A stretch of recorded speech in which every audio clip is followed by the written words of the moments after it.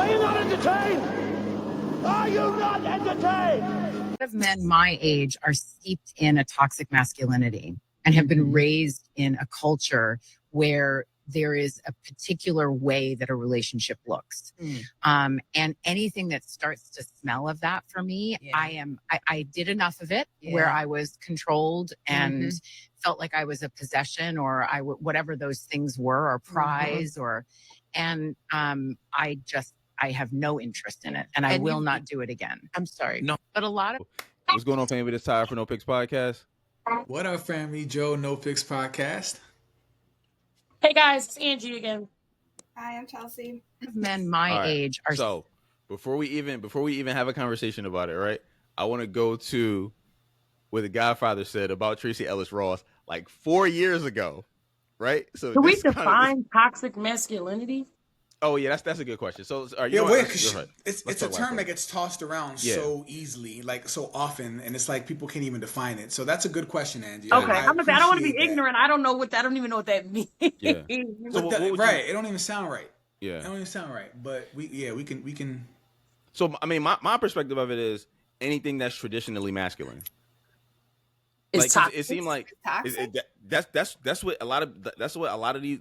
Not all women, but that's what a lot of these women consider toxic masculinity. Is like the patriarchy, basically the patriarchy. This, you know what I mean? Like men being in charge of relationships. Can I give it? She said it were like controlling and like. Yeah. Is that what she's? Go ahead, just play. Maybe I'll get more. I have a Google definition. Oh yeah, let's check that out. What's that? I don't know if it'll clarify, but it says a set of attitudes and ways of behaving stereotypically associated with or expected of men, regarded as having a negative impact on men and on society as a whole. That means nothing. An example, to use it in a sentence, the destructive messages associated with toxic masculinity can lead to men feeling entitled to engage in violence against women. All right, I mean, okay, but of course that's toxic. Like nobody would dispute that. Nobody would dispute a man whooping a woman's ass. That was Juju. But anyway, I'm sorry. Where are we right now? Like, there's a lot to unpack with this. Is there another clip? There's another clip. So this is a clip of Kevin Samuels talking about Tracee Ellis Ross like 4 years ago. So this podcast came out about 2 weeks ago. Kevin Samuels talking about this chick 4 years ago. So I want to play his clip, and then we'll talk about the whole. I worship him. I mean, he's a big deal. He a big deal in these streets. He talked specifically about Tracee? Yeah, he did. Men are not selecting Tracee Ellis Ross. Not for marriage. He did by name. You can still get it. Oh, there are a lot of guys who would slay that. Would have no problem even being seen with her in public. But would a man that she wants do it? Let's say, imagine the man that Tracee Ellis Ross would get. Chances are he would be younger. Right. Maybe some up-and-coming young actor. Can you imagine a woman like Tracee Ellis Ross with a 58-year-old CEO of a Fortune 50 company, an accomplishment? No, they needed a completely different woman. And that's the ultimate point. The longer you're by yourself, the less likely you are a good fit for anybody else. Interesting. All right, we were going to talk about high value versus finesse, but this is important. Here's some things, ladies. I'm going to ask you, ladies, especially you women over 35, what are you going to be willing to give up? Men are. All right, so the reason I wanted to play that clip specifically is because other parts in the podcast, she talks about the guys that she dates now. Guess who's the guys that she dates now? Younger men. Like that's what he was like, yo, because these are the only dudes that she can fucking get, because she can dictate the terms with a younger man, up and coming actor, young Thundercat somewhere, maybe on a block or some kind of Instagram dude. She can dictate the terms, but she can't dictate the terms with the dudes that she would specifically want. The 58-year-old CEO, she has to move differently. So is it because he wants a 27-year-old? I mean, there's a lot of dudes like me. I don't like so take me for example. I would never date vastly younger than me, regardless of how successful I become, right? That's just not, I'm not sexually attracted to younger women. You feel what I'm saying? So, but there are a lot of men who are. I think I'm kind of like an anomaly when it comes to that, right? So it's like I'll admit that. But what I'm saying is that Tracee Ellis Ross can't get the dudes, like she can only get young dudes, which is why you think Erykah Badu fuck with young dudes. Her last two baby dads was like 26. Like these like she like they can't get certain niggas Why, because these though? niggas aren't putting up with that like that dominant ass attitude. You got to deal with niggas that need you more than they need them. So all right, so we got to open up with some questions, right? To keep the conversation kind of structured or set up the framework. So I have to ask the ladies, like, do you think, so first and foremost, and we can go across the panel, do you guys think that there's something wrong with older women, say a woman, a much older woman, let's say a woman 45 up, right? Dating men in their 20s or late teens, as long as they're like adults. Is there anything wrong with that? Yes. Yes. You guys think there's something wrong with that? Okay, no, I'm just asking. Ty, you think that's problematic? Is that like... I mean, I didn't think they would say that. Like 45 plus dating men who are in like in their 20s, like somewhere in their 20s. Like, do you think, is that problematic? I don't think so, no. You don't think so? No. Okay, ladies, do y'all think it is? And be honest. I'm just trying to get a pulse. Okay, yes. All right, so then now let me ask. In the door with a woman my age, hell would come. I appreciate the honesty. Right. All right, so with that said, so then I have to ask this now. Do you think it's problematic for the man who's 45 plus dating a woman in her 20s? Yeah. Yeah. I'm just trying to make sure, because there is a double standard now where I'm gonna say yeah. Yeah. Because that much of an age gap, you're in two different like phases of your life. Someone that's 45 is like, someone 21 is just drinking, going out to parties, finishing college, if they're in college, but whatever. That's like a whole different finding themselves. Being like an adult. Yeah, and I feel like they could easily be robbed of that by a person that much older than them. Like, you're literally stealing their prime from them. But I think so. No, go ahead. I'm sorry, Chelsea. Go ahead. Do you think? No, that's fine. I was just gonna say I don't think it matters whether it's a guy or right. Yeah. woman. Either way, I think that age gap is not. I mean, I would say that there is a double standard as far as I see it anyway. Like, so when men do it, when rich, powerful men do it or rich men do it, it's kind of like, all right, it's kind of like accepted. It's like, all right, well, she's, you're successful. She's gaining, your success. It's not accepted. I mean, it's not accepted in women, but men don't. Predators. No, but we want to control her and mold her. And that's what women say. Other men, we don't care about that shit. Like, men don't say that. When women say that shit, we laugh and keep it moving. We be like, okay, yeah, whatever. Like, we don't. You just want somebody you can control. That's what women say. But men don't care. Like, when we see Hugh Hefner with some 19-year-old Holly, whatever the last name was, we're like, nigga, that's what's up. Like, we like, you crushing it at 79. Like, all right, cool. Like, we don't care. They care. You feel what I'm saying? So it's like, but it's not a thing against men. Like, so now you might act surprised when you with your girl, like, oh, how dare he? But you really like, I don't fucking care. Like, you really don't care.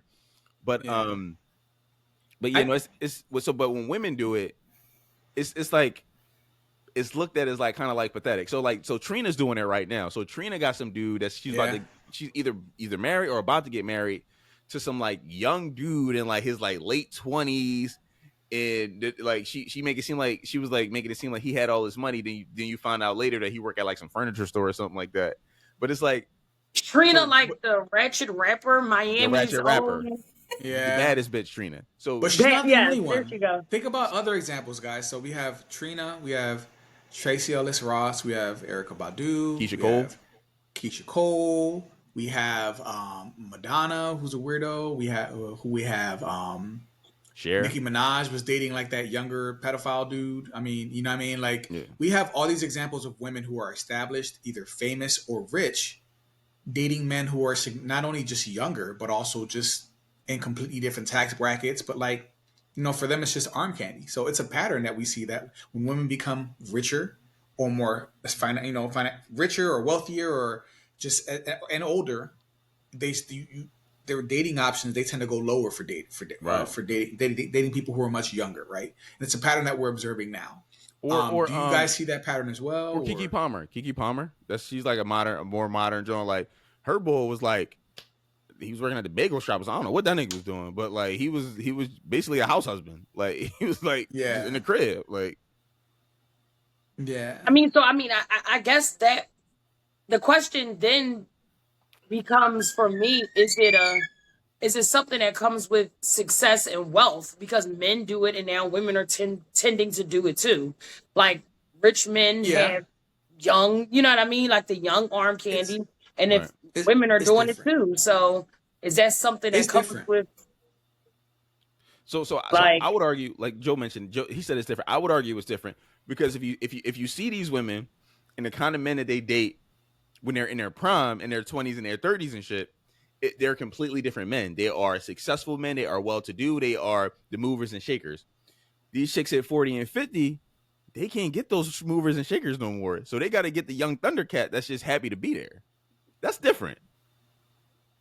Because they spent their prime having their time wasted by the older men. It's like a cycle.